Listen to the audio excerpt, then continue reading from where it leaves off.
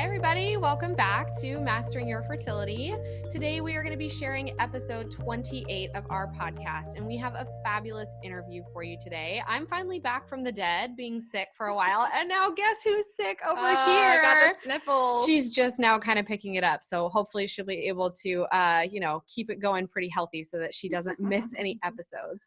So we're really excited to share today's interview with you. We are talking to Razi Berry, who is basically an advocate of naturopathic medicine. She's the founder of a journal for naturopathic medicine. She basically is a super grateful patient who was able to heal with naturopathic medicine, and she became an outspoken advocate for this paradigm of medicine.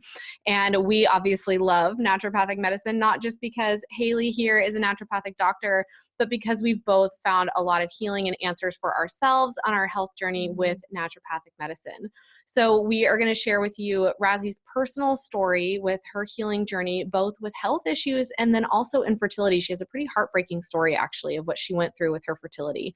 So we're excited to share that with you and then just kind of talk about why naturopathic medicine is so different from conventional medicine and why it can really be the thing that is a game changer for you on your health and fertility journey. Yeah.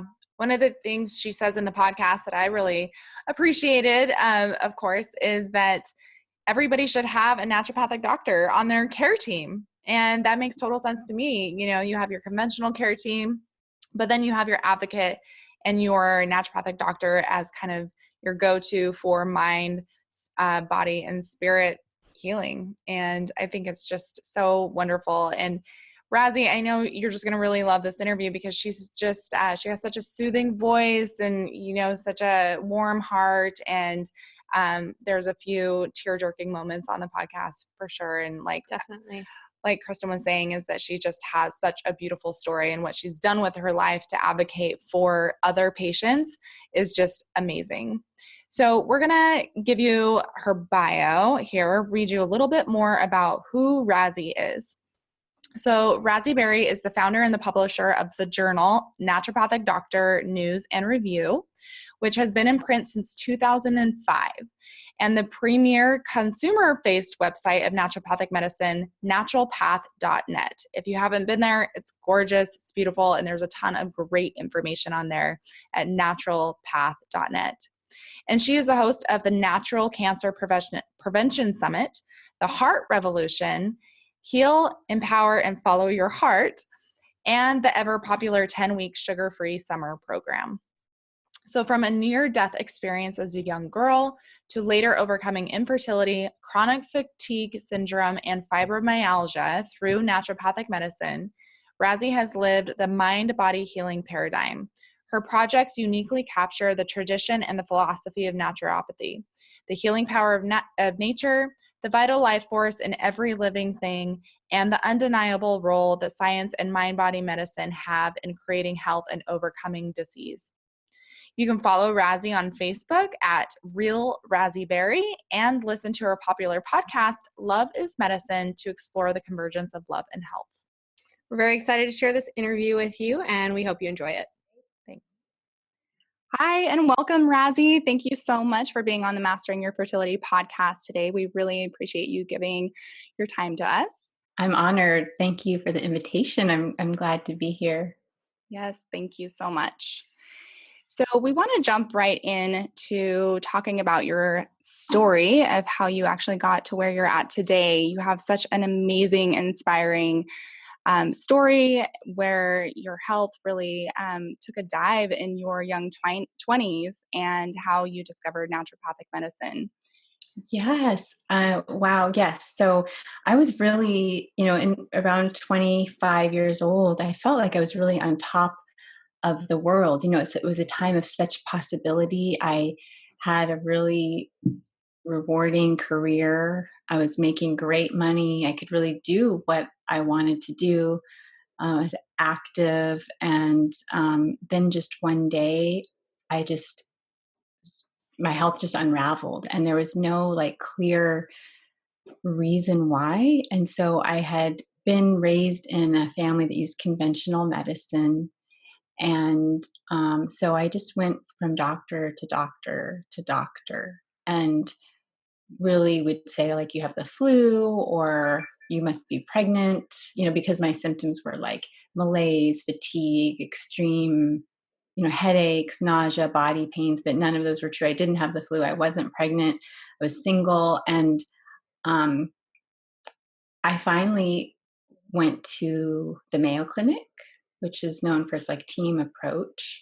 And although I think they have state of the art diagnostics, they just couldn't do anything for me. And so they wanted to start prescribing, a lot of medications. Some of the medications I had caused like my hair to fall out.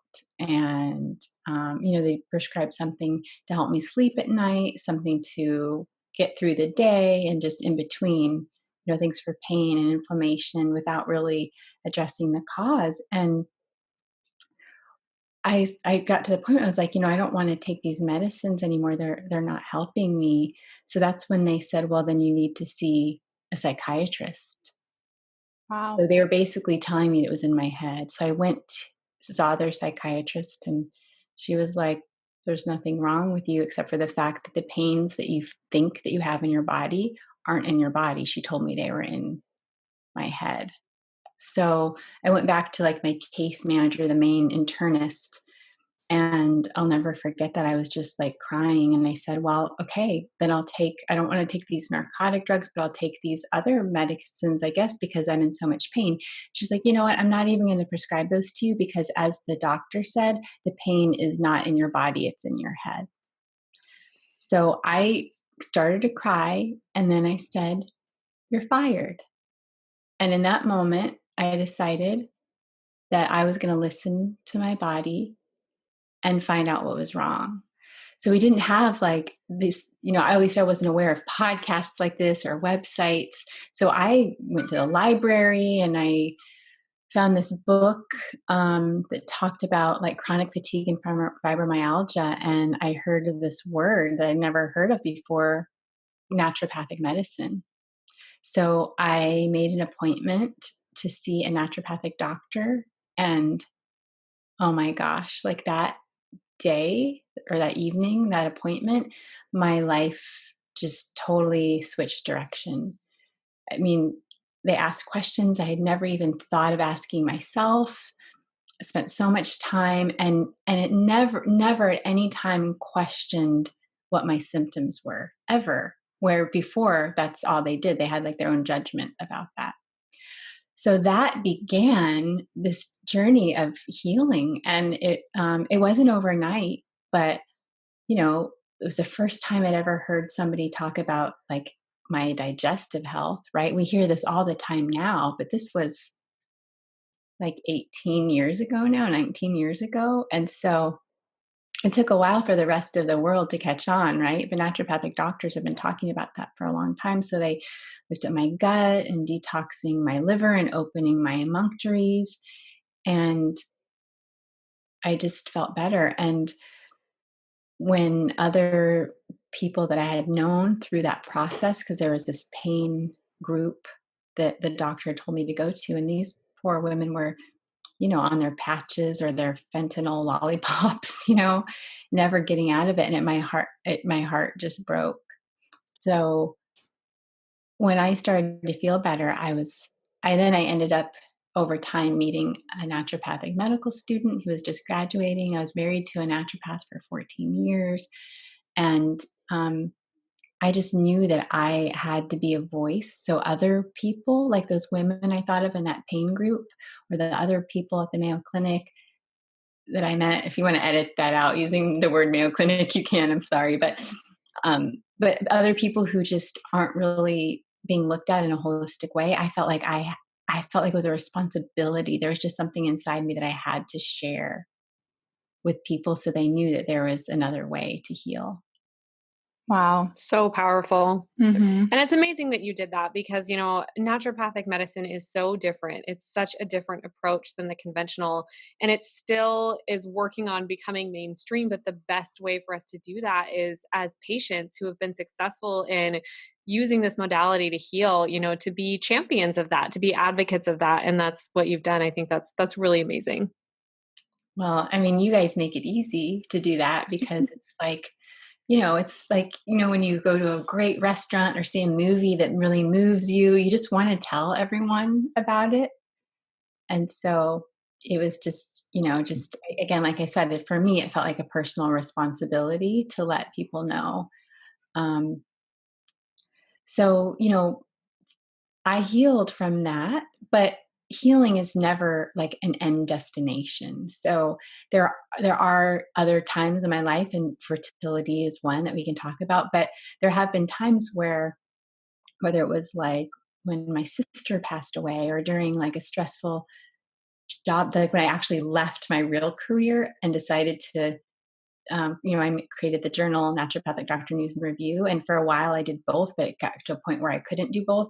And when I like made the decision to just do that, like that's really stressful. So there are times in my life during stress where sometimes symptoms resurface, but I always return back to the principles of naturopathic medicine. I just think it's really important for people to know that when you get sick again or a symptom flares up, it doesn't mean that natural medicine doesn't work. It means that we are human, and that means our body has messages for us. And it means that, like sometimes I get so sad when you read like a news story that says like, okay, a person had pneumonia or meningitis and decided to do it all natural, and then or cancer, and then they died.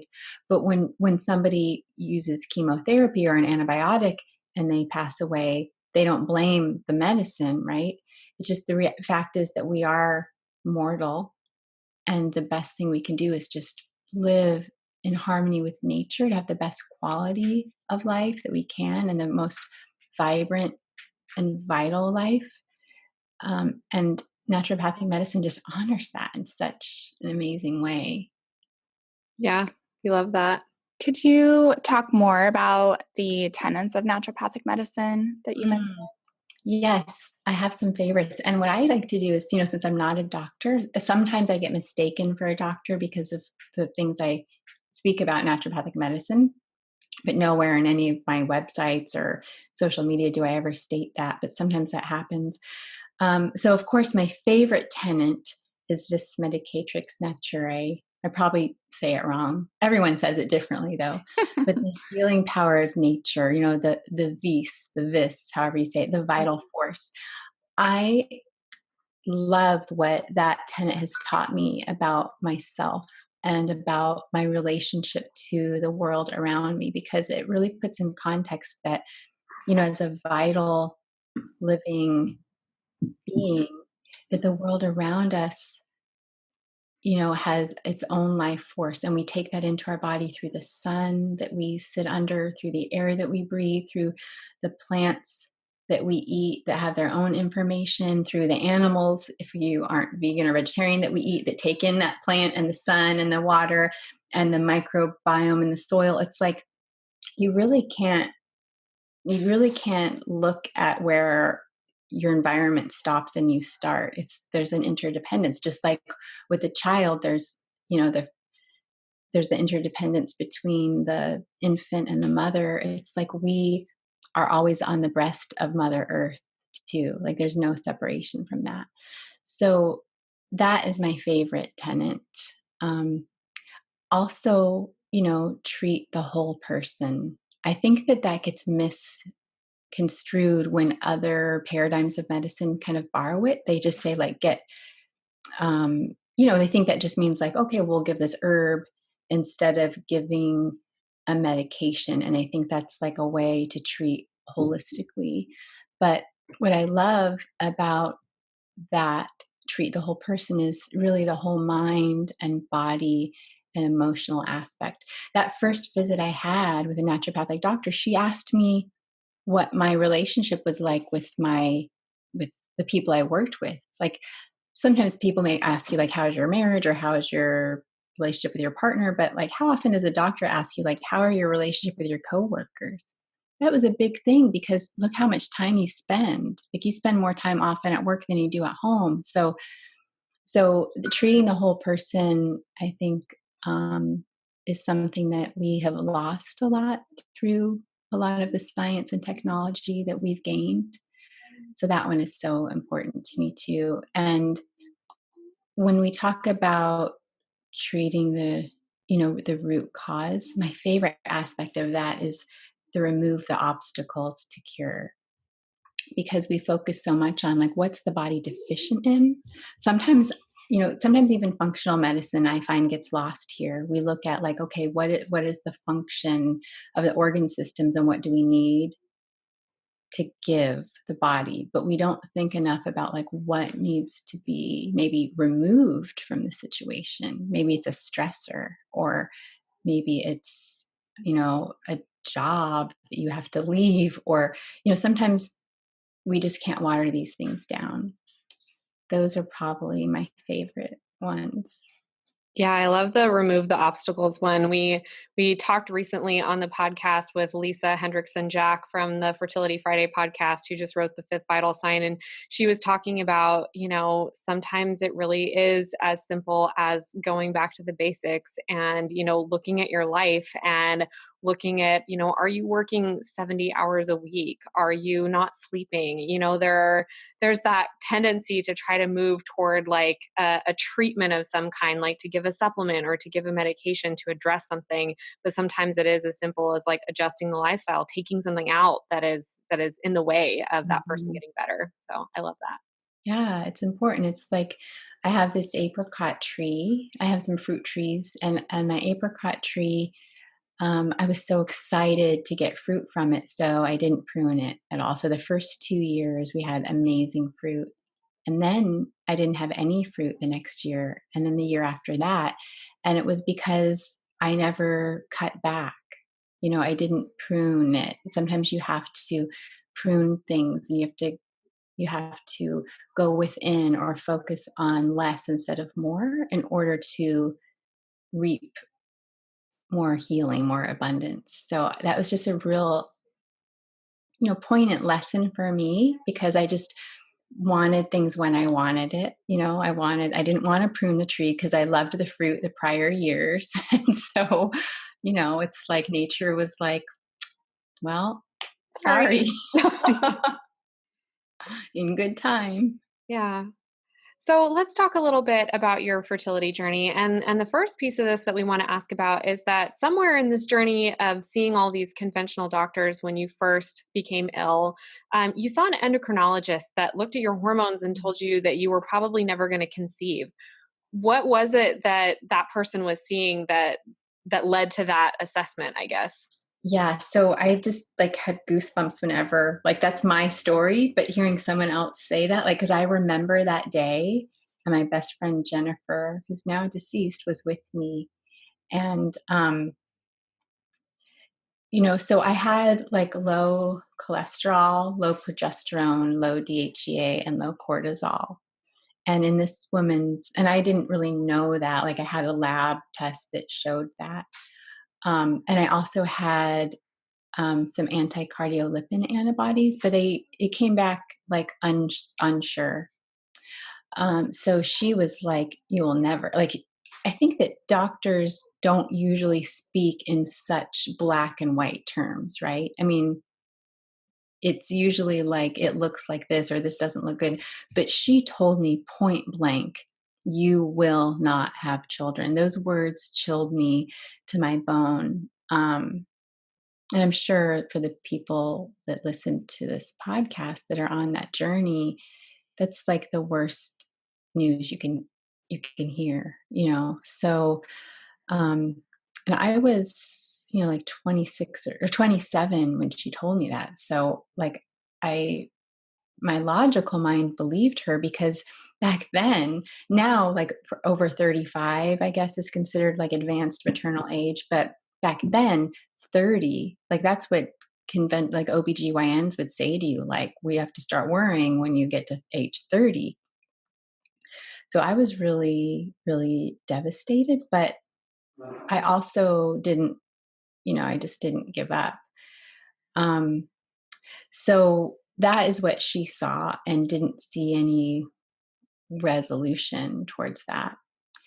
Um, I had 5 miscarriages in the first 6 years of my marriage, and I think the worst thing that I would hear was, oh, well, a certain percentage of miscarriages are normal, it happens. But when you're going through that and you're older, like I was, approaching 30 at the time, like that's not at all what I wanted to hear. I was like, what I wanted to be when I grew up was a mom, and as much as that's kind of silly or outdated now, like most women want to be moms, but like that was like it for me. That was like the period at the end of the sentence. I just wanted to be a mom. I had no aspirations to really do anything else. Like I wanted to get to that point and just do that. So the miscarriages I had were painful, and they were also at different. Some were early on, but some were later on. Some were later than normal, and those were the most painful ones because you start to build. Like, as soon as you start feeling like you're pregnant, you start to build a relationship with that energy, with you start building a relationship there. So it is such, as you guys know, such a profound loss. But I'll tell you how amazing I've learned to really listen is one night. I think it was probably I'd already had 2 miscarriages, and so I was pregnant, just about 12 weeks pregnant, and I woke up in the middle of the night and I like perceived this. I call it a spark. It was like what woke me up was like the spark. Like, so I didn't really see it, but with my eyes open, but it was like this feeling. So I felt afraid and something didn't feel right, but I couldn't pinpoint it. And I woke up my husband and I said to him without thinking, like I was like half asleep. And I was like, I think I just lost the baby. He's like, are you bleeding? And I said, no. I said, do you have any pain? And I said, no. Well, I'd had miscarried before, of course, but it wasn't like that. It was usually like cramping, bleeding, things like that. So he's like, you just need your rest. Just that's the most important thing. We have the ultrasound coming up. Well, when I went to that, so I tried to just stay positive and I was trying to do all the right things. And I went to the ultrasound and it was to see the baby's heartbeat, and the the tech said, everyone please leave the room, because my in-laws were there. And the interesting thing is from the measurements and then later the blood tests that they did to measure the HCG levels, that was when I lost the baby. And so I think that, not that you want to learn these things, but I think over time, I think we just get so used and so trained, like through my experience with conventional medicine, to not listen to your body. Like, can you imagine if I would have listened to that endocrinologist that said you will never have children? Like, who knows how I would have lived my life, you know?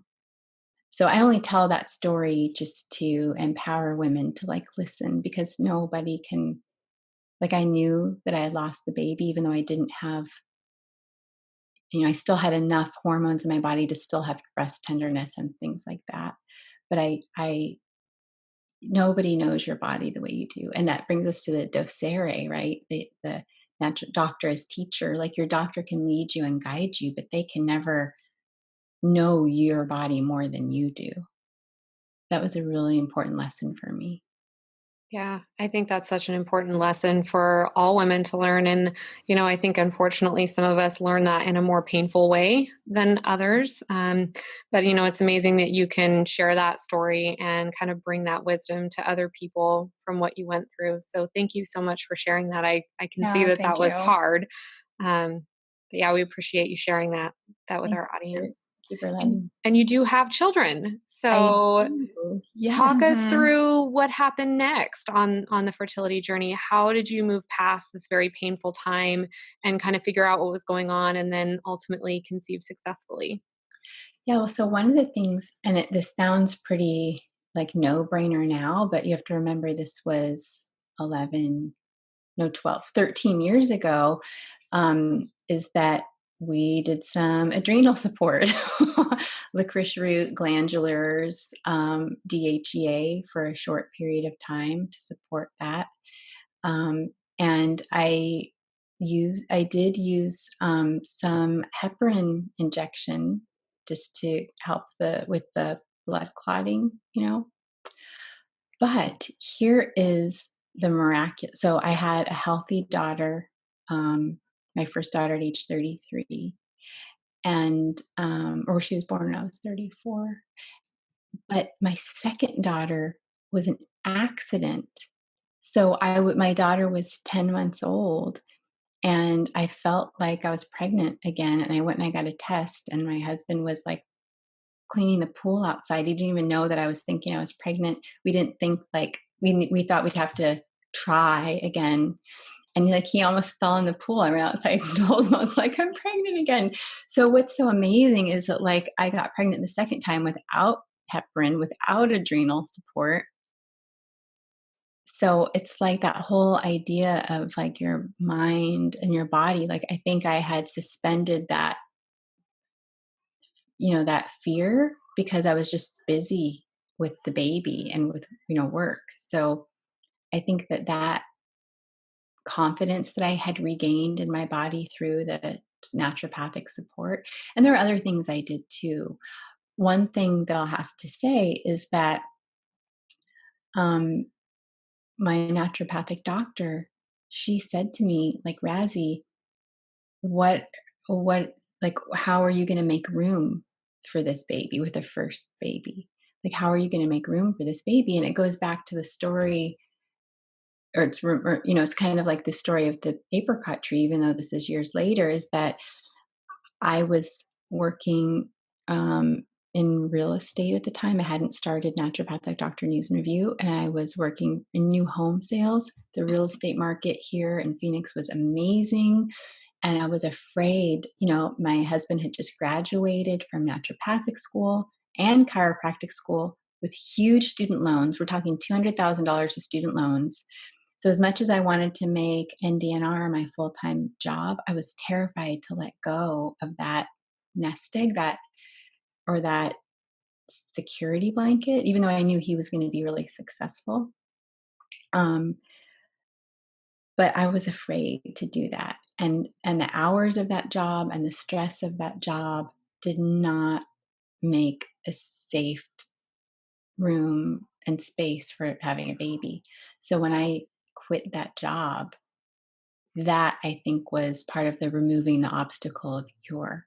Now, I know not everyone can go and quit their job, but it's like only you know for you what those decisions are. And I find the universe always, or God, however you like to say that, finds a way to support you when you make a decision that you really believe is right for you or for you and your family. And that was the case for me.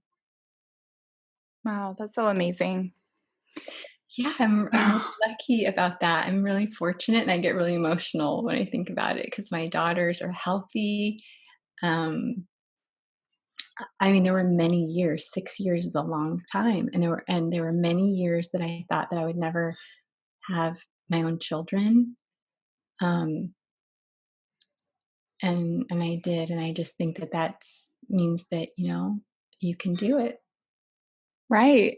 That's such an amazing story. And I wanted to go back to this idea of like this, this endocrinologist who has all these years of schooling and, really we look up to these doctors of like having the answer and telling us really how to go about with our health, interpreting labs for us. And I think this is a really good message of just, again, believing in your own intuition. And then also, like you said at the very beginning of the episode, when you were telling your story, that, you told your doctor, not the endocrinologist, but like you're fired, and go find another doctor and find somebody who's really a team player with you and who's willing to really dig to the very bottom of what's going on and not giving you just no hope, Yeah. because clearly he or she was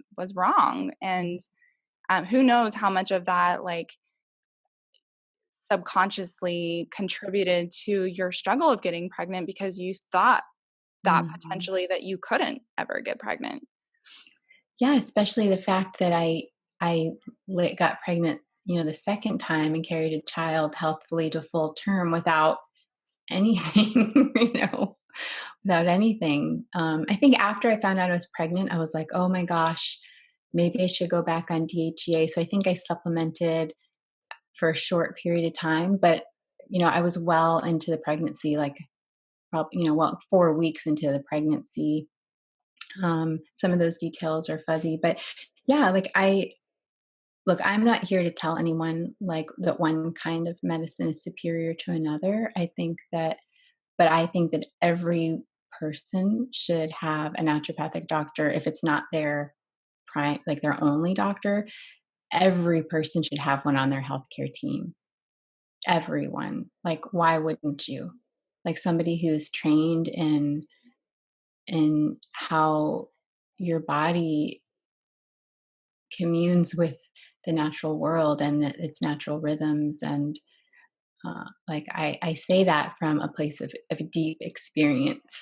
So it might sound like a bias because yes, now I champion naturopathic medicine. I publish naturopathic medicine, but not until after I already had the deep experience otherwise. And another thing I'd like to say, and this might not make the science based crowd happy, is that for all of the amazing technology we have, all the amazing diagnostic tools we have, like as a humanity, we're not necessarily getting healthier.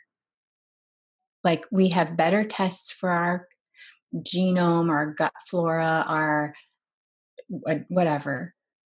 And these tools are helpful. But at the end of the day, like we are not healthier. Yeah. Agreed. And I think, some of that is that, you can do every test you want all day long, but if you're not kind of respecting the body's sort of innate way of existing or being able to heal or understanding what that underlying function is supposed to be in the first place, or you're just trying to like completely remove a person from how we're naturally supposed to exist in the world, like maybe like you said, that sounds a little like anti-science, but I think there's a lot of sort of mystical forces that we don't necessarily understand, that we can't necessarily explain with the science that we have available right now. And I think it's arrogant to say that we understand all of those things perfectly, that we understand everything we could possibly need to know to make every single person healthy with the medicine that we have. So yeah, I mean, I think respecting that there's a higher order there that we don't necessarily have all the answers to. I think that's important to point out. I agree with you. And I think we sometimes turn like our reason why upside down. Like one example of this is, a lot of schools or like my daughter's ballet studio and stuff, they'll have a rule saying like, please don't bring your child to class if they have had a fever for, if it's been less than 24 hours since their fever went away or something. So it's like, the law or the rule is because they don't want to get the other kids sick. I totally understand that. But what about just the fact that if your child doesn't feel good, they just should rest?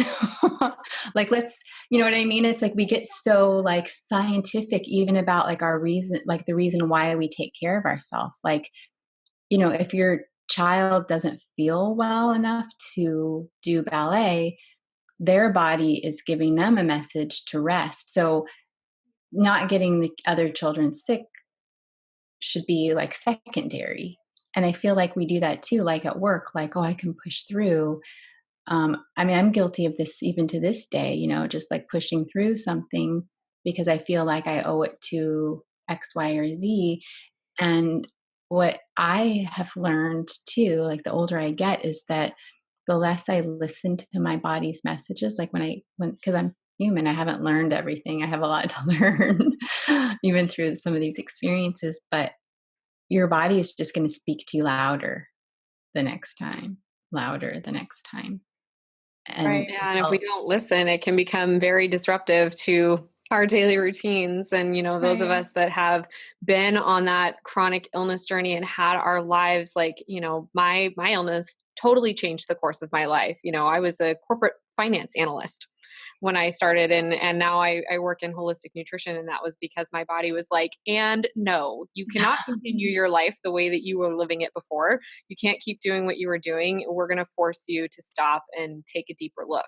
We're not going to let you have the things that you want in life until you stop and learn how to take care of yourself. Yeah. Yeah. If you don't listen, then you'll end up in the hospital forced to stay in bed or something. That's just how the body will just continue to love you. It's one of the things I mean by love is medicine. Your body is loving you by doing that. Your body, by making you feel like you can't get out of bed, your body is loving you by telling you how to take care of yourself.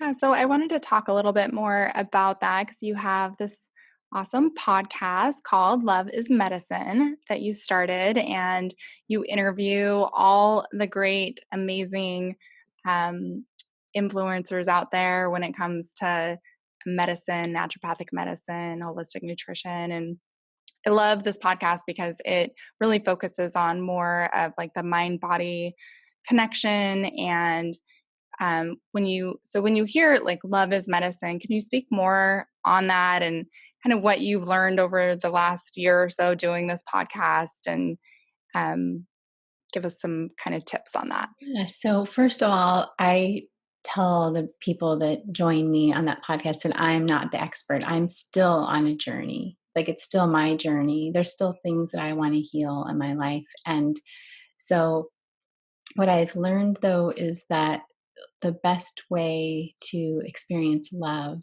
like for each other, for the world, for a creator, if you believe in that, is to take good care of yourself. Like, if you have, a an amazing car or, prized possession, that's like you keep it clean and safe.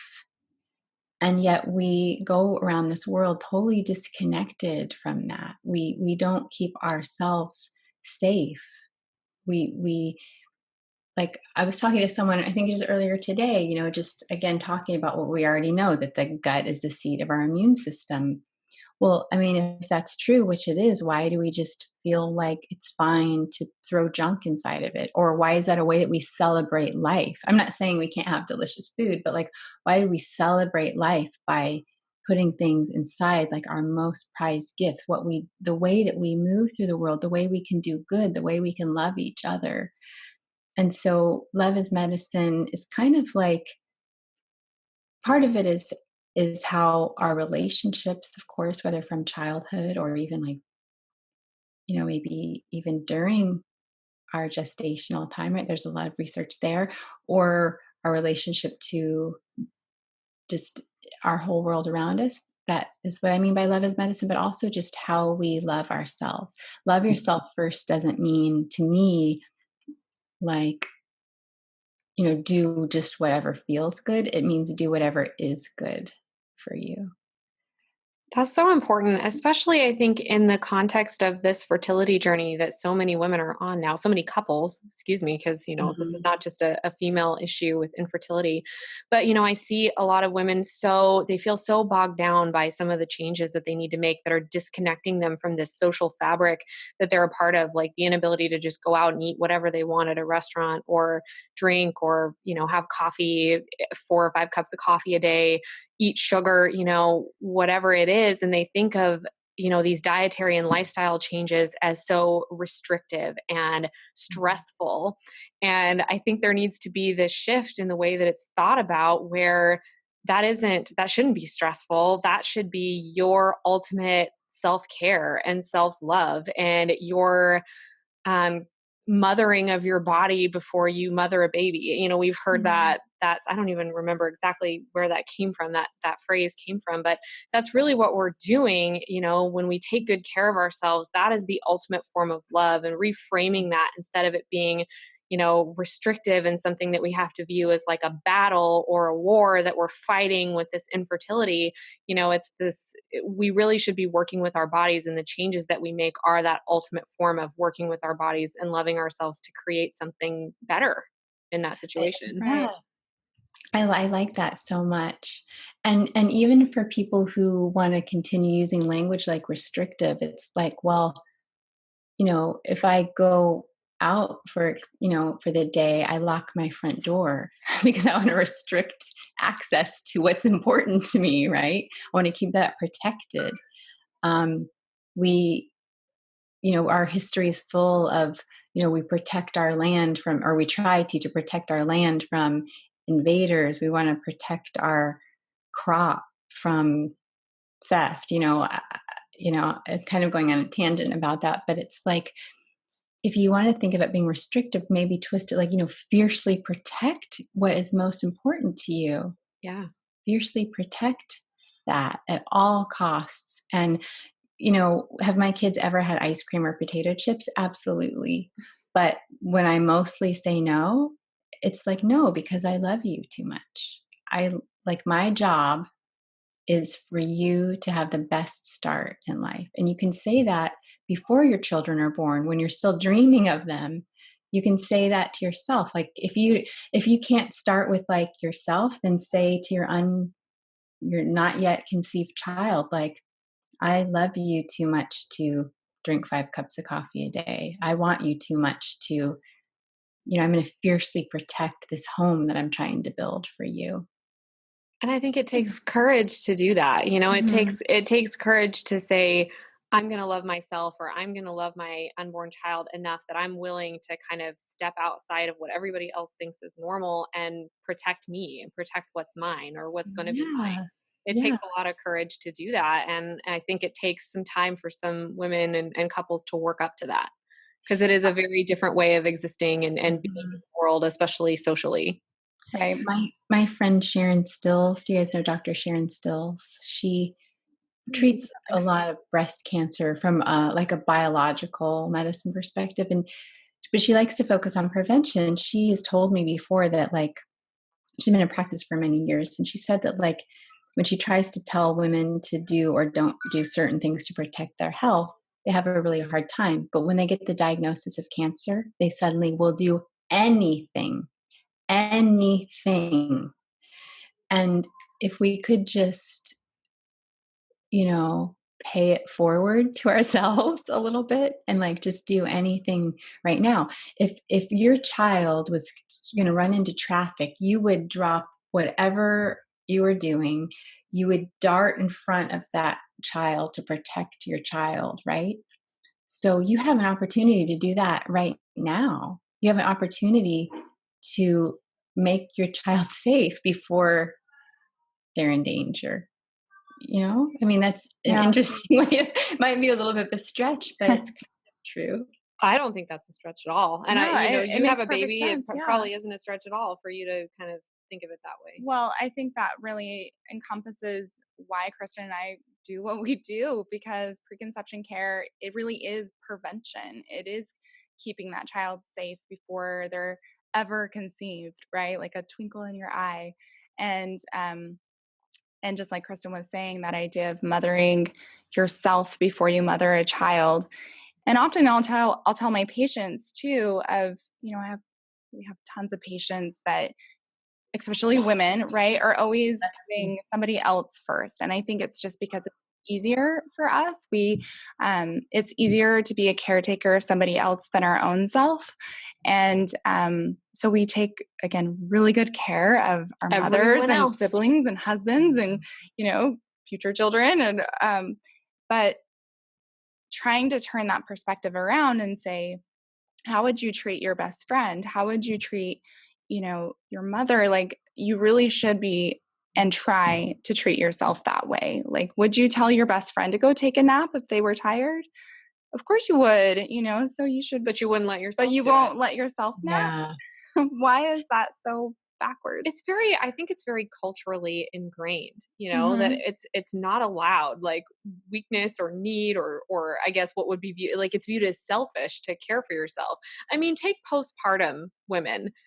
the postpartum period is largely ignored as a very necessary time of recovery, of bonding with a child. I mean, we clearly don't understand that in the United States because we require women to go back to work in 6 weeks or whatever. Yeah. So, I mean, the fact that we can't respect that time period, which is one of the most demanding, you've basically just like your body is like been battered from the inside, like going through birth. And I mean, birth is beautiful and transformative in a lot of ways, but it is a massive physical undertaking. And the fact that we can't even respect that period enough to allow women to feel like they can heal, like you feel bad if you can't go to the grocery store 5 days after you gave birth and you feel guilty about that. Like you feel guilty if somebody else makes you dinner or takes care of you. And that's just so wrong. Right.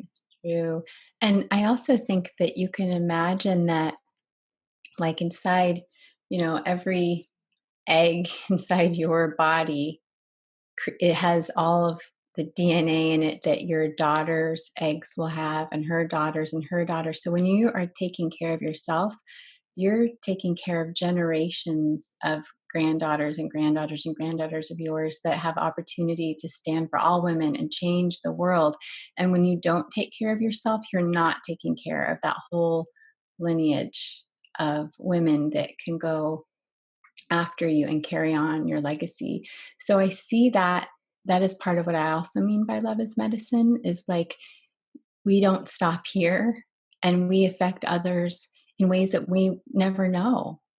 Like, there's people that listen to your podcast that you have touched that you will never know their name. You'll never know their name, but then they will go on and they'll touch someone and they'll touch someone. And it's just a responsibility that we have. You can't, you have that thing like, oh, you put your oxygen mask on first. Like, yeah, that's true. So you have to like eat healthy first, and you have to sleep well first, and you have to be honest with yourself first. And I think that's a lot of what love is. You're so right. It's so true. What an empowering message. I'm like getting all misty over here. Oh, I definitely am.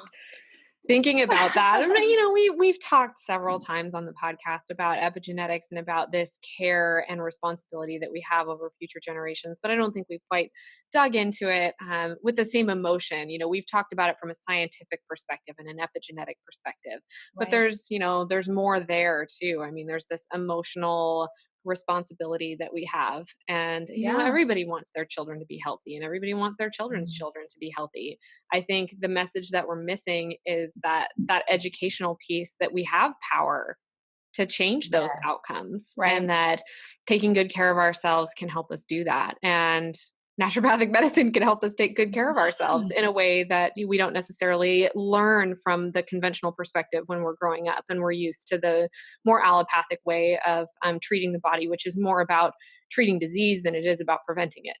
Yeah, and if people took as much time to care about their body pre-conception that they did to care for their nursery when they're getting it ready for the baby, can you imagine how that would change the outcomes?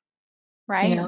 Well, we also made the kind of the analogy of like how much time women take to plan their wedding, how much money we put into a wedding, how much time and effort, and like the family comes together for the wedding, and it's like, ooh, we should really do that for baby too. We do everything we can to make this day special, not just for ourselves, but also for, the guests and the family that we bring together. And yet we don't think of pregnancy as something that we should take the time to prepare for. And that's, another reason that we do what we do, because we want to change that. Yeah. People should have preconception parties where they can tell their friends, like, look, support me. I'm going to say no to alcohol and caffeine and sugar because I really want to create these healthy humans, and like support me, and let's celebrate that. That's amazing. We need to make one of those. We need a local Portland chapter of preconception parties. boot camp. You should do it. We haven't started trying yet, but I'm ready.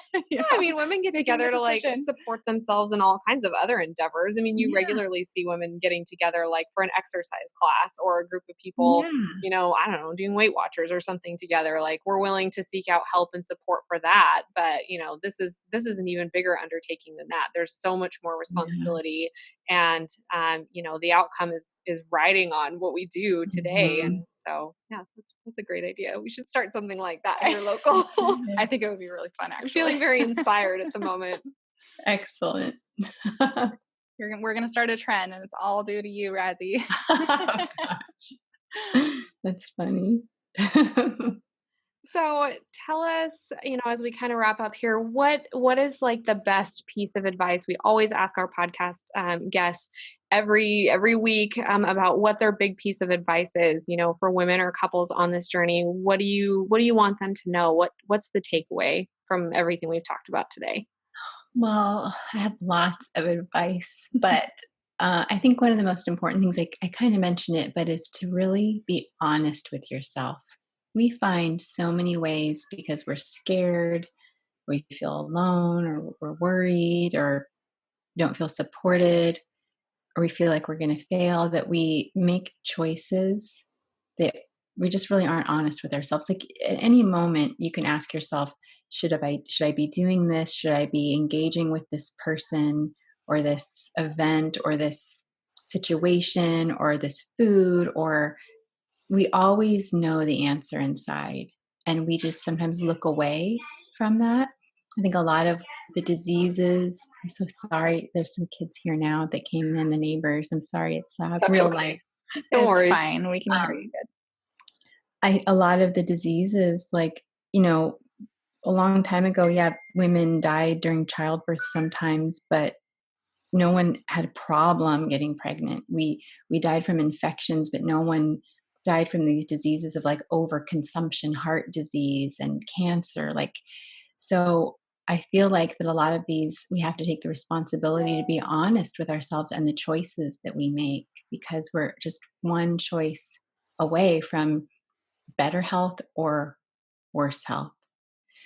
And as far as like a daily practice, I just think it's really important to find ways to plug back into your natural rhythms. And one thing that I've really been into in the last few years is keeping all my senses as clear and clean as possible. So I'll go through periods of time where I'll do like little sensory detoxes. Like sometimes for like a week, I won't put any like flavor, spices, even natural spices or sauces or anything on my food. I just eat my food in its natural state, because I know that my taste buds, my senses are taking in important information. Like our alimentary canal has taste receptors that don't taste flavor the way our tongue does, but it tastes nutrition. Or I'll like eliminate like even essential oils, all scents from my world, and really, I'm so sorry, and really get to a point where I get to really know myself so I can listen, and it's helped me to really sharpen my intuition by just trying to really focus in on those. I like that. So really trying to strengthen our five senses, and then also the sixth sense too. Yeah. Yeah. Well, this was so great. We appreciate your time. We appreciate your advice, your story. It's so, it's heartbreaking on the one hand, but also so moving and empowering on the other. And I think it's wonderful and amazing that you've taken everything that you went through, and, your experience with conventional medicine and your experience with naturopathic medicine, and really become a champion of this amazing modality that can really help so many people heal that have, I guess, been left behind by the more conventional system. So thank you for everything that you do. Thanks. Well, I'd love to have you gals on my podcast. So We'd love to be on. there. And thanks for an honor for the work that you do. I mean, there's just nothing like the dark loneliness of infertility. It's just it's sad that it's so common. And so to have you guys there to help women through that time and show them that there's a better way, I think it's really beautiful. Thank you so much. Thank you. All right. We so hope that you enjoyed this amazing interview with Razi. Isn't her story just so inspiring? So inspiring. I really, it's just beautiful. yeah, I can't imagine what it would be like to hear at such a young age that you're just never going to have children and how that would affect you. And I know that we talked about that extensively in the interview, but that just like, that really hits home for me. And I just can't imagine what that would have felt like. I mean, I had those feelings myself, like when I was kind of going through my fertility struggles when I was in my late 20s, but to have a doctor definitively tell you like, you're never going to get pregnant on your own, that would just be horrifying. So. Yeah, I totally agree. And especially, she just wanted to be a mom. That was her sole goal in life, is to be a mom, and to have it cut off at such a young age is heartbreaking, but it's also very inspiring what she ended up doing. She's kind of a warrior in a sense of like, I'm not going to let you tell me how to run my life, and I'm going to do it my way. And she has her 2 wonderful, beautiful, healthy children, which she conceived naturally. And that's really the message of this interview, is just the empowerment that she was able to find and achieve through naturopathic medicine, through looking deeper, through loving herself, loving her body, and then being able to spend her career advocating for other people to be able to do the same thing. Yeah. So we're so thankful for Razi and her message. And you can check out her podcast called Love is Medicine. It's got a lot of really amazing episodes and a lot of really cool guests on there as well. We do want to mention for you that if you're interested in learning a little bit more about how maybe naturopathic medicine could help you, one of the first places to start is to kind of figure out where your health is at, especially in relationship to your fertility. So we do have a free quiz for you called Are You Healthy Enough to Get Pregnant? And this is basically a snapshot of our naturopathic medical intake that we use with clients. So it's going to take you through 5 unique health categories and ask you about specific symptoms in those health categories. And all of these things are very intimately tied to your ability to conceive and to have a healthy pregnancy and baby. So you can download that. You can find that on our website. It's tinyfeet.co/podcast.